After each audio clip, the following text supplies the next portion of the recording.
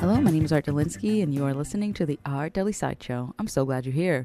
Today I'm going to be talking about generative AI. As it's defined in the dictionary, generative AI is artificial intelligence that is capable of generating new content, such as images or texts, in response to a submitted prompt by learning from a large reference database of examples.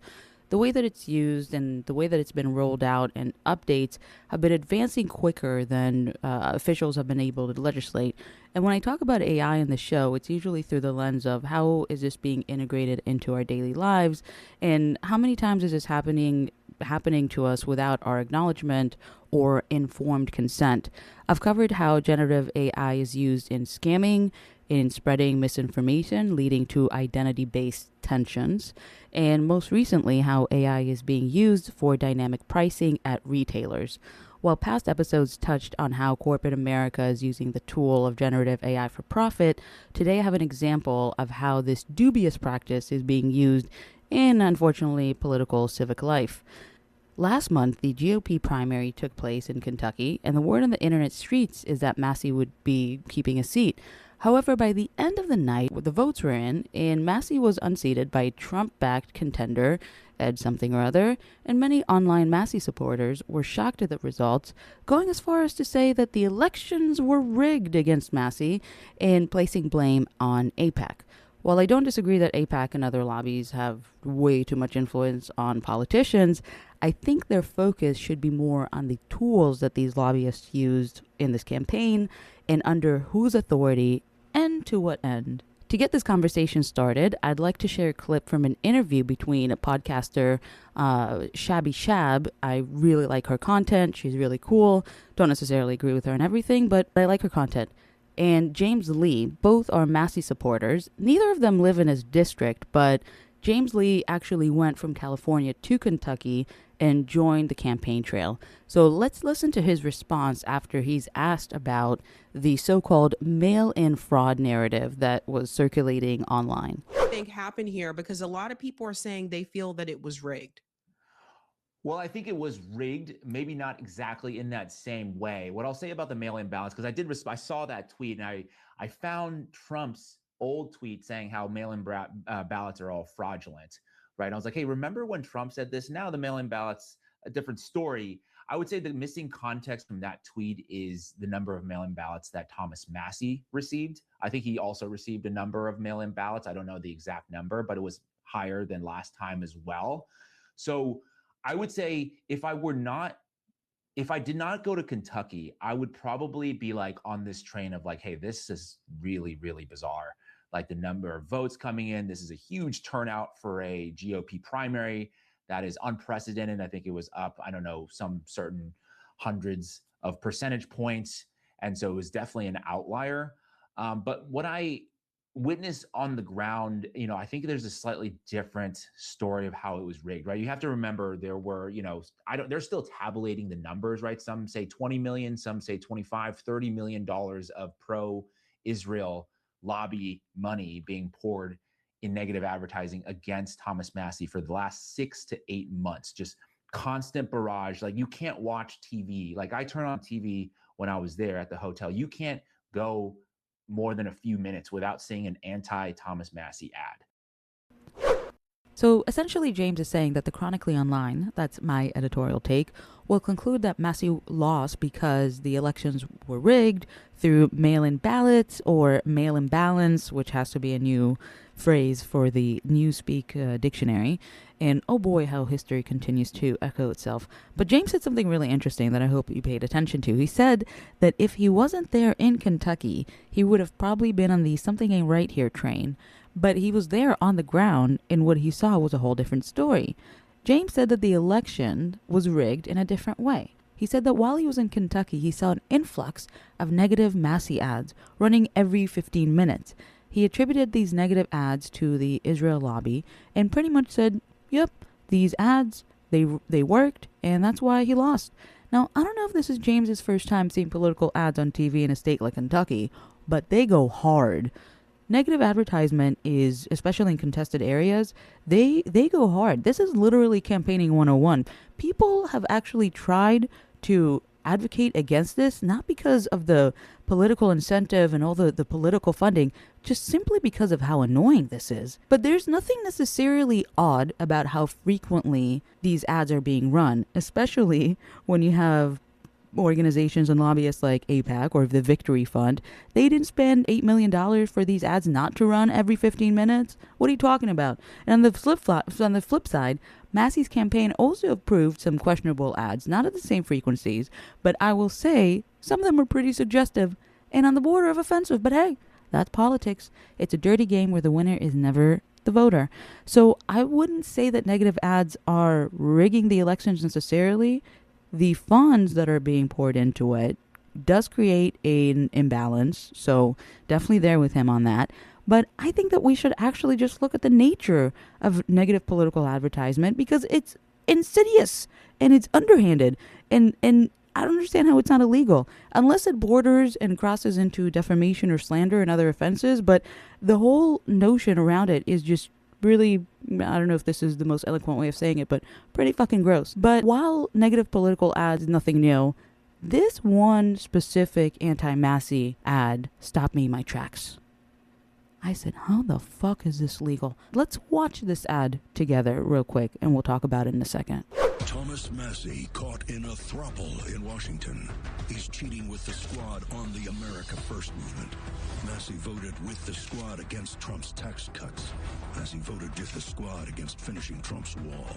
He voted with them against hiring new border agents. Well, this is worse than adultery.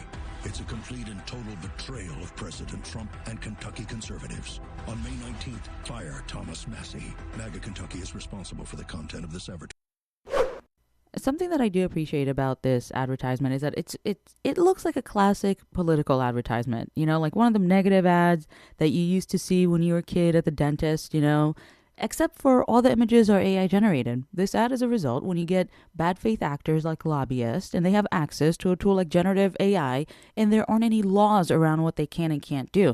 You get a fully AI generated political ad heavily insinuating pretty much, you know, I'm just going to say insinuating because I can't really necessarily say that they're doing it, but insinuating that Thomas Massie had a three-way with Ilhan Omar, and AOC. Oh my God, how is this legal? Where's the outrage? Where are all the people about like voter protections? How can a democracy run if the public is misinformed? And it's not just misinformed, it's actively being deceived. How is this? What is happening? The Washington Post says that the democracy dies in darkness. Apparently it does in a data center.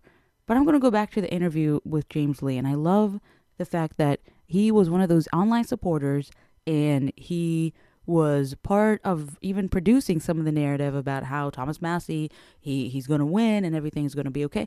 And you know what? He got swept up. He decided he's going to go over to Kentucky, and he was faced with reality. And now he's here to tell his tale, and I'm here for it. So let's go back to James's interview. And in this part, he's talking about this ad that we just saw. We're in Twilight Zone. And giving us a little bit more context about the impact that this political ad and other AI ad had and other ads like it, and exactly who it impacted. Let's go ahead and listen. They also ran very deceptive advertising. I'm sure you saw this. It went viral on X that they literally ran an ad saying that Thomas Massie engaged in a threesome with AOC and Ilhan Omar, and that had the deep fake footage of him walking in the hotel room. I obviously, when you see that, it's like, okay, that looks fake, but you're talking about people that are like 70, 80 years old looking at that. It had a 3-second disclosure in the beginning of the ad saying this is AI. And after that, by the time the hotel CCTV, quote unquote, CCTV footage is shown, there is no disclosure that this section is AI. So, you know, I had a good friend of mine. He was actually at the polls. They were doing the exit polling, and he talked to a lady, old woman, and she's like, "Yeah, I don't want to vote for Massie because he is having extramarital affairs with Democrats." And so these things happen. They also talked about how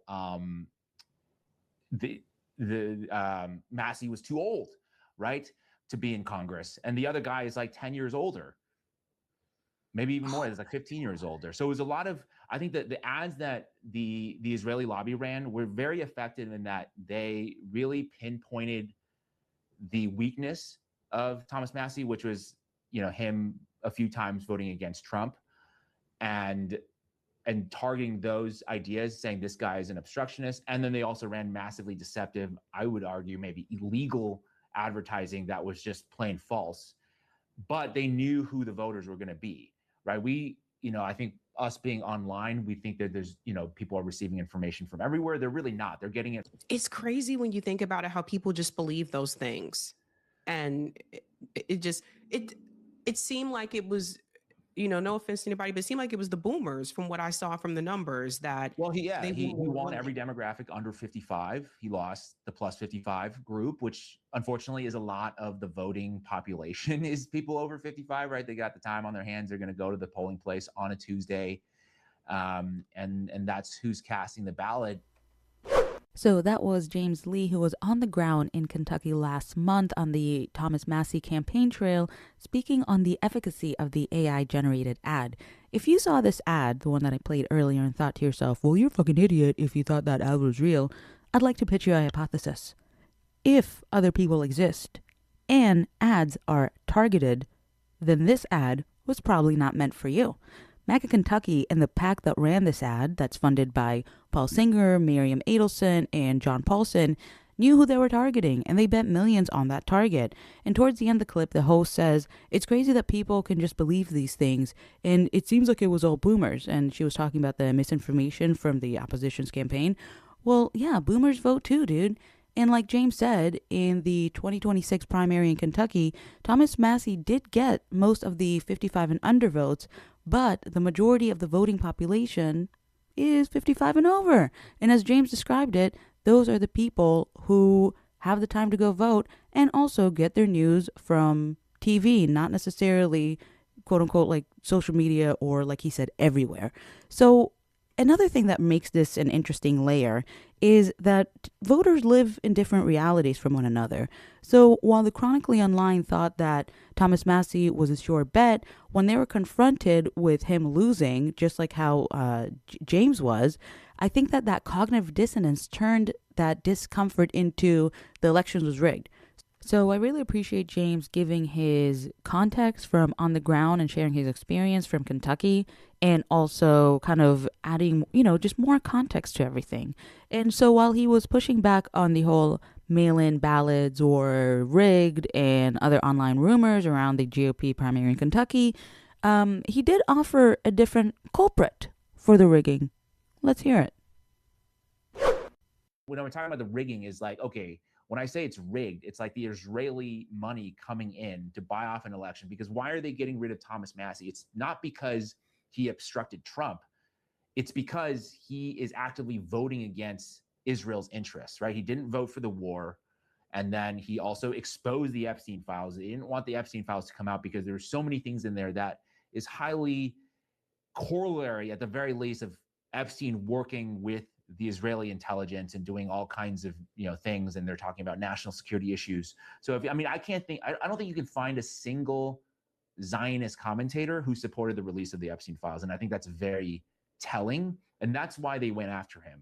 And that's where I think the rigging comes into place, is why would you allow all this? Like, why would the system, or why should the system allow $30 million of foreign money to come in and essentially rig the election? I think that's a conversation that most Americans would agree with. It's like, this seems like it's wrong. It seems like if you're running ads in that district, the money should come from the people who live there, who have like a stake in that constituency.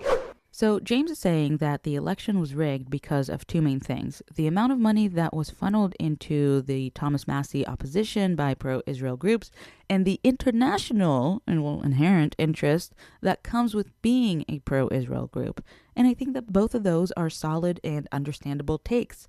I also think that it's pretty obvious. And I wish that the national conversation could expand to include the tools that were used in this campaign, because this, in my opinion, is free research and development for the technocrats. James said that the existing system allowed for millions of dollars to be poured into this campaign, and more specifically, in his words, foreign money to be poured into the race. He said that if you're running ads in that district, the money should come from the people who live there, people who have stake. And I agree with that. But my question to him is, who the fuck do you know that has $3 million to pour into a fucking political campaign? Because I don't think that the everyday constituent in Kentucky, no shade, has that. I don't have that. Do you have that? And so I'm going to wrap this up being a little bit poetic. Would an AI-generated political ad insinuating Thomas Massie, AOC, and Ilhan Omar had a three-way be any less deceptive if it was brought to you by the America First, Americans Only USA PAC of the Son of the American Revolution USA Freedom PAC? I think not. Because, as Shakespeare told us, a rose by any other name would still smell as sweet. My name is Art Delinsky, and this has been my part one of a two-part series highlighting the unethical use of generative AI in politics. Join me next week as I cover the first AI-generated minister that was created to, and I shit you not, combat corruption, brought to you by Microsoft and OpenAI. Totally legitimate and unproblematic. What could go wrong? And also to learn more about limiting campaign funding and political campaign finance reforms, I suggest you go check out endcitizensunited.org. I'll be back next week. Again, my name is Art Delinsky. If you want to chit-chat with me, you can hit me up on Instagram at ArtDeliSideshow. Questions, comments, concerns, whatever. Per usual, no AI was used in the making of... Let me rephrase that, actually. No AI was directly used in the making, producing, scripting, editing, wishing, loving, waiting, listening, believing in superstition, anything of the production of this, not at least directly. Anyways, I'll be back next week. We'll talk soon. I love you so much.